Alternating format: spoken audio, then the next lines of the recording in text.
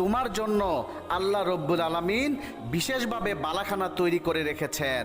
আর তুমি যখন এই দুনিয়া ছেড়ে ওই দুনিয়ায় গমন করবে, তখনই তুমি জান্নাতের মধ্যে গিয়ে দেখতে পাবে তোমার জন্য সেখানে অপেক্ষা করছে বিবি মরিয়ম, বিবি হাজেরা, বিবি সারা এবং বিবি আসিয়া।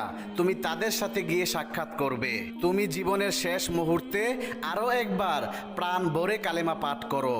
তখন খাদিজা রাদিয়াল্লাহু তাআলা আনহা প্রাণ ভরে কালিমা পাঠ করলেন, লা ইলাহা ইল্লাল্লাহু মুহাম্মাদুর রাসূলুল্লাহ। সঙ্গে সঙ্গে হযরত খাদিজা রাদিয়াল্লাহু তাআলা আনহার পবিত্র আত্মা ইহলোক ত্যাগ করে আল্লাহর জান্নাতে চলে গেল।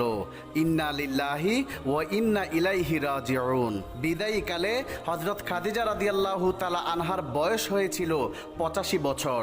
তিনি পবিত্র রমজান মাসের 10 তারিখে শেষ নিঃশ্বাস ত্যাগ করেন। তার বিদায়ী সংবাদ ছড়িয়ে